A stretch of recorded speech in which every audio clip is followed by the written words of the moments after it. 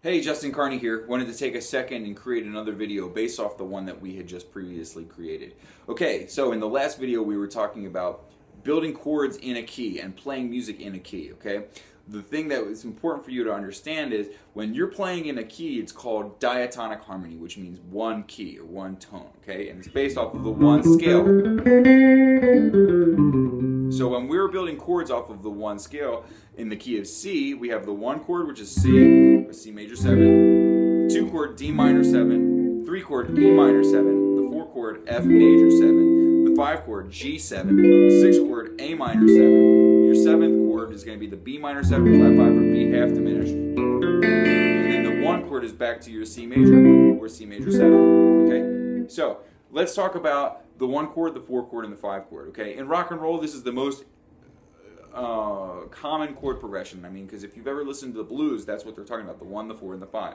So the 1, the 4, the 5. Okay, if you've ever heard the song Blitzkrieg Bop, it's in the key of A, so we're going to modulate it really quickly. To modulate means to move to a different key. We're going to modulate to the key of A. So here's my A, 1 chord, to the 4, to the 5. Okay?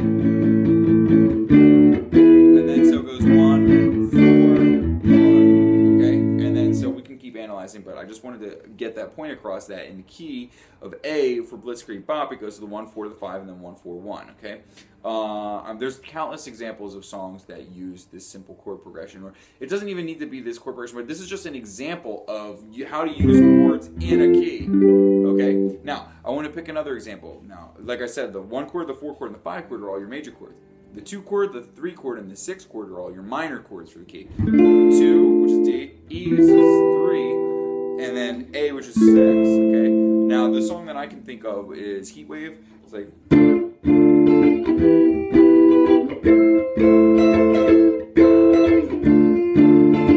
right? 2 to the 3 to the 6. Now we got the 2 again to the 3. Now we go to the F, to the 4, to the 5, to the 1. So all I'm doing here is playing a C power chord and adding the 6 too, just so you know. So if we went back to the blues progression, that's what they do. So this is the 5th note of the scale, and I'm moving it up to the 6th note of the scale. This is my power chord, right? And then anyway, so that's the point. I'm sure you probably understand that at this point. So, like I said, what they do is they go to the 2, the 5, and the 6, and then the last time they go 2, 3, 4, and then the 5. And earlier I just said the 2 to the 5. I meant to say 2 to the 3. 2, 3 to the 6. Okay. Another very common chord progression would be a 2 chord to a 5 chord to a 1. To a 2 to a 5 to a 1. Okay, that's very common in jazz music especially. And they'll even go to the 6. You go 2, 5, 1, and then 6. And sometimes what they'll do is, and this is interesting, this is how you learn, this is an introduction to more modulation. We'll add a dominant chord, and we'll make this, instead of having be the 2 chord, we're going to call it the 5 of 2, okay? Because remember, our 5 chord was a dominant chord leading to the 1, right? A 5 chord leading to 1. And if you can hear, it has that note resolving to the down a half step to that note. So you have this tension to the so you have that motion. You also have this motion. So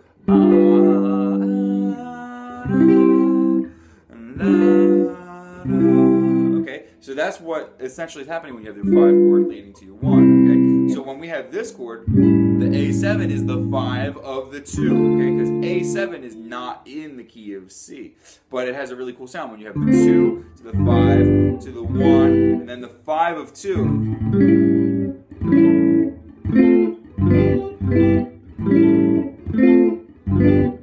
Okay. Now here's a quick example of a different type of modulation. Okay, that's not necessarily a modulation. That's kind of just like stepping out and leading to the 2 chord. It's like adding a leading tone, because when you have the A7 chord, you add that C sharp, which leads to the D. Okay, so it's this leading to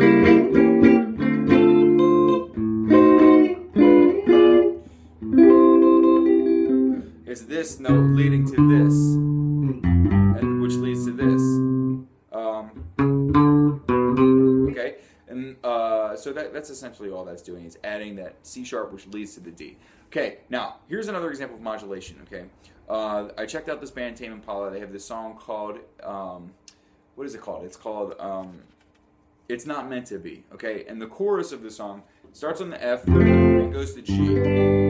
Now, anytime you have an F to a G or a major chord followed by another major chord whole step up, that's always your 4 to your 5, okay? Because that's the only time in a key that you have two major chords next to each other in a whole step, okay? So in this case, what they have is the 4 chord to the 5, and then they repeat that 4 to the 5. Then what they do is they go to a D major chord, okay? Now, to go from a G to a D,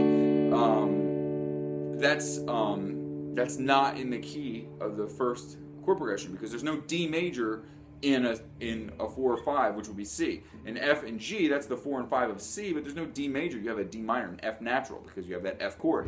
But the D major has an F sharp in it, okay?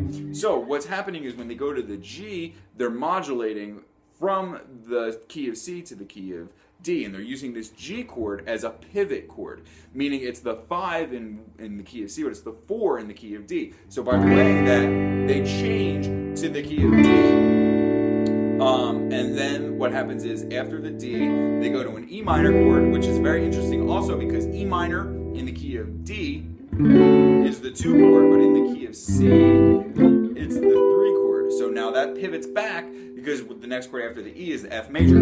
So we're back in the key of C, so that's the 4. So the chord progression, I'll sing the melody too, and it goes, and in all honesty, I don't have a hope. So it's cool. You have a chord progression that modulates and then modulates back, and because of that modulation, it adds some beauty, and it's like a hook to it. Because it sounds really cool, but it sounds like it's changing, it sounds like it's in different keys, but it's because it is. And so essentially you can look at diatonic harmony as like creation of one key, and then so chromatic harmony, which is what this is, where it uses multiple keys, is by using, it's like using multiple colors to create your painting, okay? So chromatic harmony is clearly more advanced and more conceptual than diatonic harmony, but without diatonic harmony, your chromatic harmony doesn't have a foundation. So hopefully this has been value to you, and you know, keep playing, keep practicing. Thank you. Have a good one.